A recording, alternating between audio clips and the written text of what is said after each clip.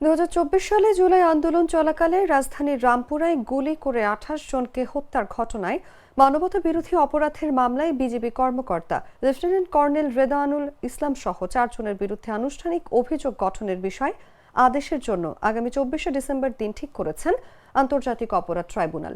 এই সংক্রান্ত বিষয় শুনানি নিয়ে রোববার আন্তর্জাতিক অপরাধ ট্রাইব্যুনাল একের চেয়ারম্যান বিচারপতি মোহাম্মদ গোলাম মর্তুজা মজুমদারের নেতৃত্বাধীন 3 সদস্যের বিচারিক প্যানেল এই সংক্রান্ত বিষয়ে আদেশের নতুন দিন ঠিক করেন। প্যানেলের অন্য 2 সদস্য হলেন বিচারপতি মোহাম্মদ শফিউল আলম মাহমুদ এবং অবসরপ্রাপ্ত জেলা ও দায়রা জজ Mohammad Mohitul Haque Enam Chowdhury. Task force for intelligence বা টিএফআই সেল সংক্রান্ত যে মামলাটি চলমান রয়েছে সেই মামলায় চার্জ গঠনের আদেশ দেবার দিন ধার্য ছিল।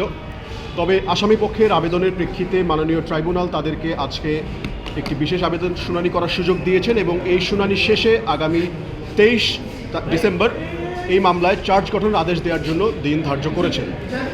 একই সাথে অন্য একটি মামলায় বিজিবি 2 জন কর্মকর্তা কর্তৃক জুলাই আগস্টের সময় রামপুরায় চলমান যে সহিংসতা হয়েছিল সেই সহিংসতার বিষয়ে চার্জ গঠনের শুনানি চলমান ছিল।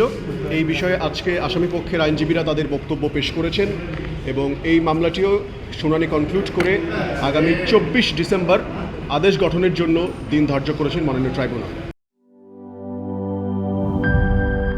সানবিট সব দিবে সামাল। সানবিট ম্যাজিক প্রেস ডিশওয়াশিং এর মাথা ঘোরানো সলিউশন।